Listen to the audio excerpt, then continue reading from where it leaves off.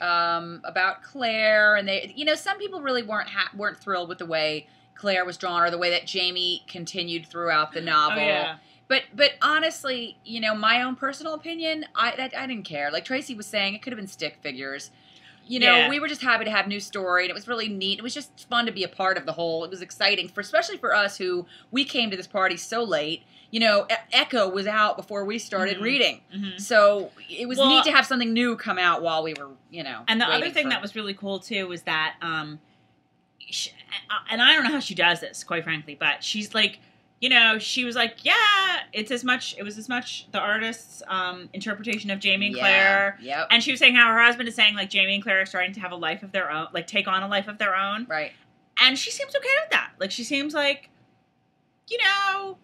I would think it would be really incredibly difficult to take these characters that you've created and allow other people to do stuff with them. And she's done it with the graphic novel, and she's done it with Outlander the musical, and she'll have to do it with the movie because she said, like, I'm not writing the screenplay. Not happening. She seems like she gave got a lot of guidance, but she was very she was okay with it. She gave him a very long leash as far as what he could do artistically, and she you know what? It sounded to me like she said she spent a ton of time going over different artists and picking the right one, and I think she purposely did that so that she could say, all right, you do it.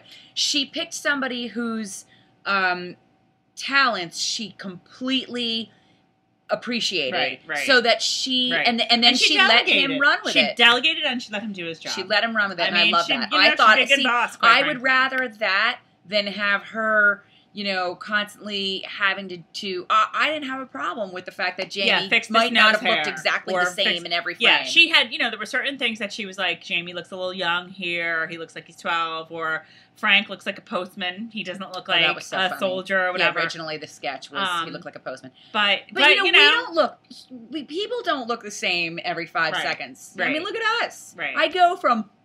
Please, that was one of the reasons. Well, let's keep going with the video. All right, so anyway, so she answers questions. I'm trying to think. Well, we'll think of something if there's anything. There is a book 8, duh.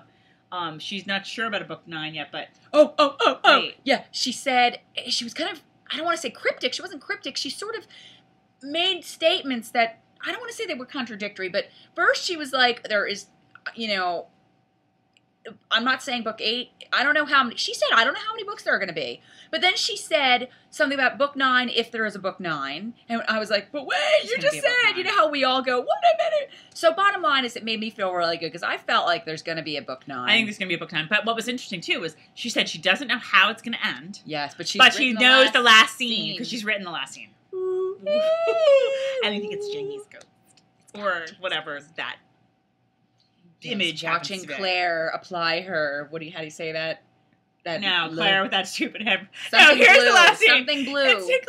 It's Claire with her hairbrush, and the ghost is watching it. Here's the last scene. Claire! Lose the hairbrush! Get that hairbrush out of your hand! No, you don't brush those curls! We are in a hotel. I'm saying that Lahair. I want to say Lahair. What is that stuff she uses? What is the stuff she uses? The stuff, the French stuff that's something blue. Oh, L'air du Bleu. Yeah. Oh, and P.S. Yeah, Tracey and I and Shannon and Jen realized that we've been saying Lahair forever. It's Leary. And it's Leary. It's Leary. And people who know that. I like leg hair, Lahore. I like it all. Okay. So anyway, let's get to the meat of this story. Okay. So she answers questions, and they have a couple minutes more, and then Betsy's... Oh, actually, no. We knew it was coming, because meanwhile, as Diana's answering all these questions, Betsy is working with this other person that, keeps running up onto the stage and fiddling with the computer and doing this and doing that. They had turned off the video. There was, a big screen where they were showing, the PowerPoint presentation. All of a sudden, somebody's asking a question to Diana, and all of a sudden, Carol's face comes on the screen. It's the video we did with when the Exile preview came out, and it was in the back of Echo. So it was the first Skyping we did, but we didn't know how to do the split screen Skype yet. So it was Carol with me in the corner with my hair back. It was like this. So of course Carol and I immediately are like, oh my God! If you've ever come close to pooping your pants in public, You know how I felt. So we were like dying, okay? And like Diana, literally, we were like freaking out so bad she couldn't hear whatever like somebody asked in the back. Yeah, she had to say, "I'm sorry, there are people laughing up here." And it was me with my head in my lap, trying to breathe upside down and put your head between your knees. So, okay, so Betsy introduces the video as, like, that she's watched this in her office. She thinks it's the funniest thing ever. She's totally cute. And you think about it. What would you do? I am, like, obsessing over, oh, dear God, that's, like, the worst room in my house. Look at what's happening back there. Like, ugh. Yeah. I couldn't. There was a podium, and it was blocking the little postage stamp size me, so I couldn't even see. I don't even know what the hell I look like. Here's the deal. Let's be honest. When we make these videos, it's like us, the computer. Right now, it's just, the hotel room. Okay? There's no one around here. Okay? I actually can tell you, I actually had to do QVC once when I used to work, when I was a corporate girl. I said the word exactly 18 times in 9 minutes, okay? It might have been 19 times in 8 minutes. I can't remember. But the bottom line is that it's just you and someone and a camera. It's not intimidating or anything. I've done that too. And you put it online and you forget all about it. And people say, oh, I liked your video. And you're like, oh, thanks, cool. They watched it. They liked it. But you don't think about this entire room. You don't think about how people react. We've never seen somebody watch our video before. You know what? I would love to see that. I would love to see a reaction video to one of our moron videos. Well, we saw it. Yeah. So yesterday, there we are in this crowded room full of people, and they play the video. And of course, it had to be the one with my big noggin.